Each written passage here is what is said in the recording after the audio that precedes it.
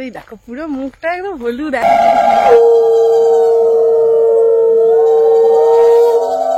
হাঁপাই গেল। হ্যাঁ,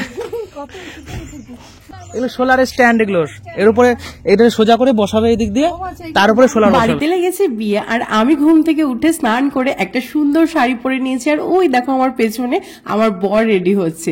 হ্যাঁ, কেন, কোথায় যাচ্ছি, এত সাজুগুজু কিসের জন্য, সবকিছুই তোমাদেরকে বলবো। হ্যাঁ, তার আগে আমি পড়ে গেছি প্রচন্ড একটা টেনশনে। সেটা হচ্ছে কোন কানের দুলটা পরবো, এটা না ওটা, এটা না ওটা, এরকম একটা হচ্ছে। দেখো দেখছি আর কি কোনটা আমাকে বেশি ভালো লাগে, বেশি ভালো মানায়। আসলে কিন্তু কিছুই না, যেটা পরবো সেটাই একই রকমই লাগবে, খারাপ লাগবে না, সবটাই ভালো লাগবে। তার মধ্যে আমার বর কিন্তু আমার কনফিউশনটা দূর করে দিল, বললো যে একটু বড় সাইজের যেটা সেটাই পরো, সেটাই বেশি ভালো লাগছে। মানে দুটো কান পাশে আছে আমার, একটা একটু ছোট, একটা একটু বড় সাইজের। তো এই বড় সাইজেরটা না খুব বেশি আমার পরাও হয় না, কানে খুব ব্যথা হয় পরলে, এতটা ভারী তো। আর আমার একটুখানি কানের সমস্যা আছে, আমি আগেও বলেছি ব্লগে, আমার না একটুতেই কান পেকে যায়, কানে প্রচন্ড ব্যথা হয়। তো আমি বড় বড় কানের দুল টুল না পরতে পারি না, কেনা দুল তো একদমই পরতে পারি না। তাই এই বড় কান পাশাটা পরলে কানটা তো অনেকটা ভারী হয়ে থাকে, মানে খুব ব্যথা হয় কানে, তো সেই জন্য পরাই হয় না। তো বর বললো, সেই জন্য আমি পরেই নিলাম।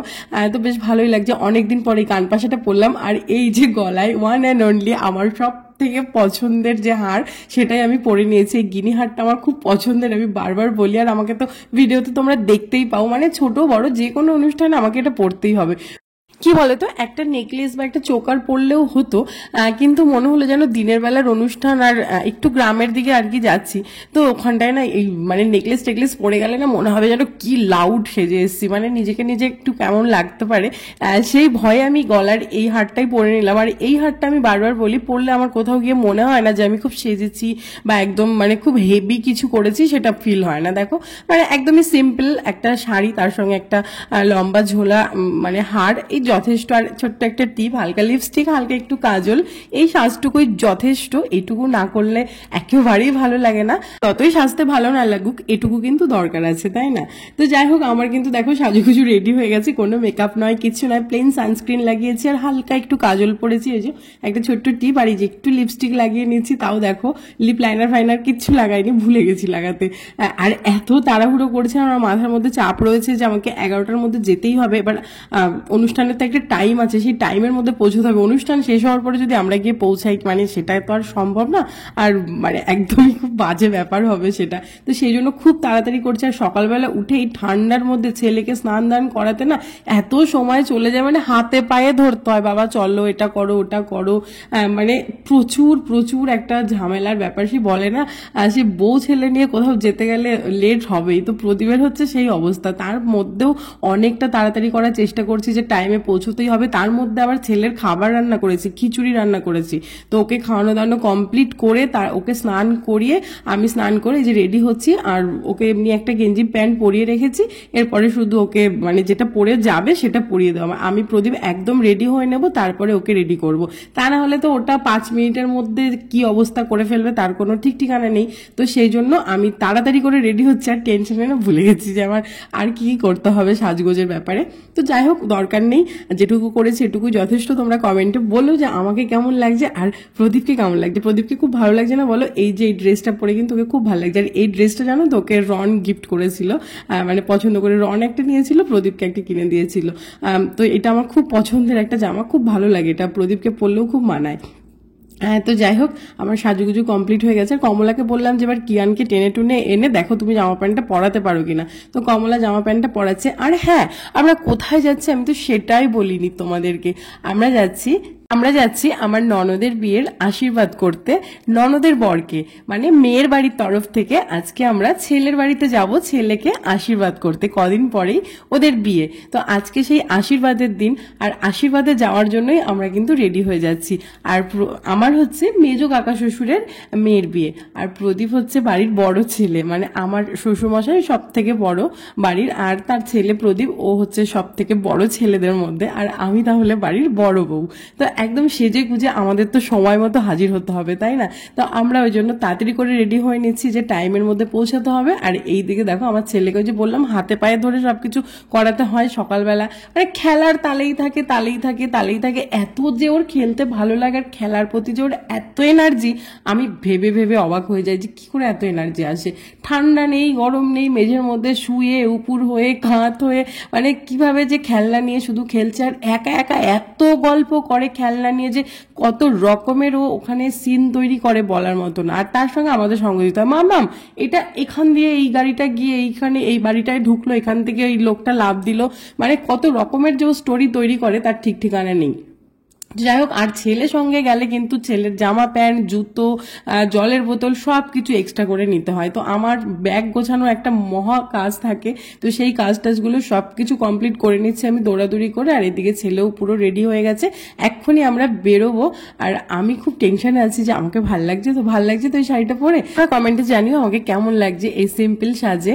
আর আমার সাজ মানে তো একই ধরনের, তারপরেও কেমন লাগছে অবশ্যই জানিও কমেন্টে। আর আমরা একদম রেডি হয়ে গেছি, এখন শুধু বেরোনোর পালা।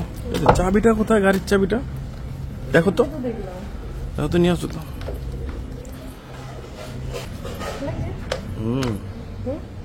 হেভি ভালো লাগছে না? এই যে ওঠো ওঠো ওঠো ওঠো, বালিঘাটে না।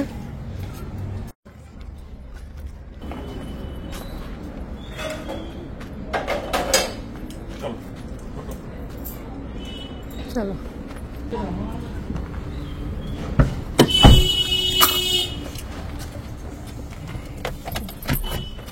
আর আমরা যাচ্ছি গ্রামে, মানে আমার মামা বাড়ি যে গ্রামে, সেই গ্রামেই কিন্তু আমার কাকা শ্বশুর বাড়ি, মানে প্রদীপদের গ্রামের বাড়ি যেটাকে বলে। তো ওখানে আমার সব কাকা শ্বশুররাও থাকে। তো ওই এক জায়গায় গেলেই আমার মামার বাড়ি কাকা শ্বশুর বাড়ি সব কিছু পাওয়া যায়।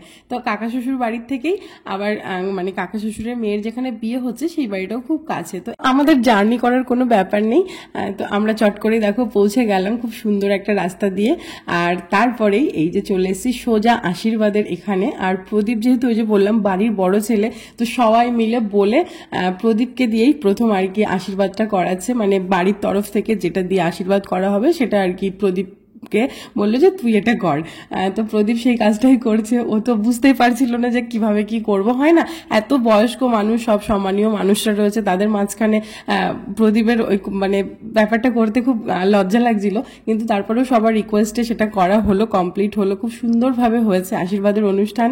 আর নতুন জীবনের জন্য তো আমার ননদকে, ননদের হাজব্যান্ডকে অনেক অনেক কংগ্রাচুলেশনস। ওদের জীবন ভীষণ ভালো হোক এটাই ভগবানের কাছে প্রার্থনা করব। হ্যাঁ, এরপরে তো বিয়ের অনুষ্ঠানগুলো আসছে যেগুলোতে আমরা খুব খুব মজা করব।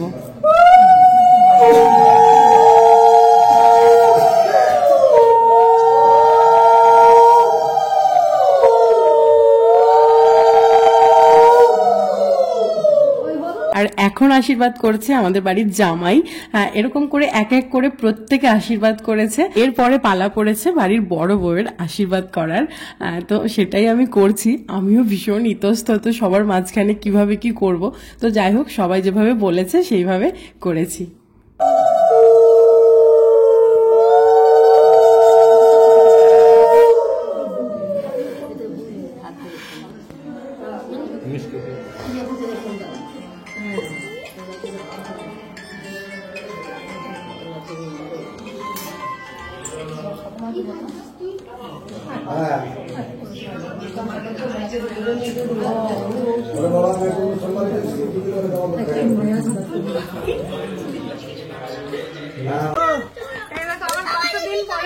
দাদু সবকিছু আমাদের অনুষ্ঠান কমপ্লিট হয়ে গেছে। কতদিন পরে দাদুর সঙ্গে আবার দেখা হলো, আর ভিডিও তো অনেকদিন পরে দাদু, তাই না? অনেকদিন। এখন সবাই ঠিক আছে? সবাইকে বলে দাও ভিডিওতে সব ঠিক আছে। এখন দাদুর নেমন্তন্ন ছিল, অনুষ্ঠান বাড়ি থেকে খাওয়া দাওয়া করে আসলো, আর আমাদেরও কমপ্লিট হয়ে গেল অনুষ্ঠান বাড়ি। একটু খালি মাঝখানে আর কি দাদুর বাড়ি পড়ে, তো আবার দাদুর সঙ্গে দেখা করে আবার যাবো হচ্ছে কাকা বাড়ি। দোকান থেকে দেখা করে চলে যাবো, ও তো মানিকদের বাড়ি যাবো একটু না, মানিকদের বাড়িতে যাবো। আর দিয়ে মানিকের বাবার একটু শরীর খারাপ হয়ে গেছে, দেখে সোজা চলে যাবো বাড়িতে। তো চলো, আর এই যে কি আমি বাড়ি যাবে না বলছে, আমি এখানেই থাকবো। ওর এখানে আসলে খুব ভালো লাগে। আর জায়গাটা দেখো এত সুন্দর পরিবেশ, কান্না ভালো লাগে, সবার ভালো লাগবে। হ্যাঁ, ওরা কোথায় গেছে? গেছিল? ওই শুক্রবার রাখছি। ঠিক আছে মানে আবার এসো।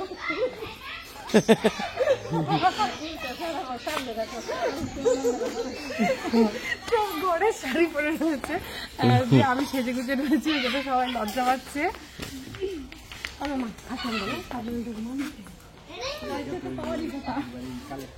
কি লজ্জা পাওয়ারই কথা।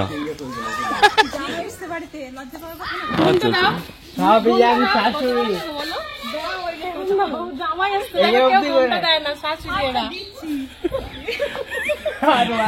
এটা একটু বেশি বাড়াবাড়ি হয়ে গেল না? কমিয়ে দিচ্ছি, হাফ দিচ্ছি। এবার ঠিক আছে, হাফ আছে। চলো যাই, দাদু আসলাম তাহলে। তুমি আসো তাহলে এর মধ্যে একদিন। হ্যালো হ্যালো, হ্যাঁ গতকাল এ কি ও উঠবে নাকি ওপরে? আসো আসো আসো, মামার সাথে আসো। ওরে বাবারে, দেখো মানিকদের নতুন বাড়ির এটা হচ্ছে কত 3 তলার উপরে ছাদ। হ্যাঁ 3 তলার উপরে ছাদ, এখানে সোলার বসাবো, সোলারের সেই পোলগুলো লাগানো রয়েছে। সোলার বসানোর জন্য এটা করা হয়েছে। আমি বলছি চলো বৌদি একটু দেখো জায়গাটা কি সুন্দর লাগছে, তাই বুঝলাম। ও সাদা, দারুণ লাগছে, দারুণ। তুমি বলছো না? প্রদীপটা ভয় পায় উঁচু থেকে, প্রদীপটা আসবে না। ওই দেখো কি আনে রেলিং দেওয়া আছে বলে আমি উঠলাম, নাহলে উঠতাম না, ভয় লাগে খুব। দেখো, সুন্দর লাগছে এই জায়গাটা, দেখো কি সুন্দর লাগছে। এটা এই সর্ষে লাগিয়েছে, হ্যাঁ শশা, সর্ষে সর্ষে। সর্ষে ফুল যখন ফুটবে কি দারুণ লাগবে ভাবো, দারুণ লাগবে, দারুণ। এই যে আমার মেজো কাকা শ্বশুরের বাড়ি, হচ্ছে মেজো কাকা শ্বশুরের বাড়ি, আর আমরা গেছিলাম হচ্ছে সেজো। সেজো কাকা শ্বশুরের বাড়িতে, মানে সেজো কাকা শ্বশুরের মেয়ের আশীর্বাদে। ঠিক আছে, মানে এখানে হাঁপাই গেল। হ্যাঁ কত কিন্তু ভালো লাগছে, পুরো কালীমনপুর। গ্রাম সুন্দর লাগছে। আর সর্ষে ফুলগুলো যখন ফুটবে না দারুণ লাগবে। এগুলো কি এগুলো সোলারের স্ট্যান্ড, এগুলো এর উপরে এটা সোজা করে বসাবে এই দিক দিয়ে, তার উপরে সোলার বসাবে। ঢালাই করে বানিয়ে নিয়েছে ওরা। সোলার সিস্টেম, এরপরে তো আর উঠতে পারবে না ছাদে, তাহলে সোলার এমনি ফাঁকা থাকবে, ও ধোয়ার জন্য ফাঁকা রাখবে। কিন্তু এমনি আর উঠতে পারবে না সোলার বসার পরে। 5 কিলোওয়াট সোলার বসবে এখানে, 5 কিলোওয়াট সোলার। যাবে না, ওদিকে যেও না, ওদিকে খোলা ছাদ। এইখানেও বসবে খানিকটা। ওই দেখো প্রদীপ কোথায় আছে, দেখো। ও দাদা একটু আসো এইদিকে। আসেইনি, আরে কিছু হবে না, ওঠো। কখন?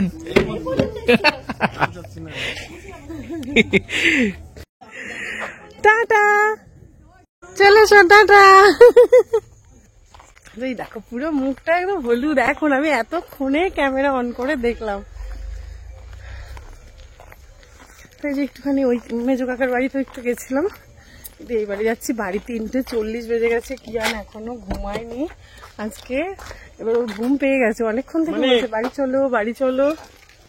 চলো, মানিক যাবে না, তাহলে আমি পিছনে বসি। হ্যাঁ যাবে মানিক কাকা। চলো বাড়ি যাই, বাড়ি গিয়ে বিয়ে বিয়ে একটা ফিল হচ্ছে। বিয়ে বাড়ি দেখো, মুখে পুরো হলুদ লাগানো তো। আরো বিয়ের হ্যাঁ এরপরে পরপর তো সব অনুষ্ঠানগুলো আসবে, পরে তো বিয়েই আছে।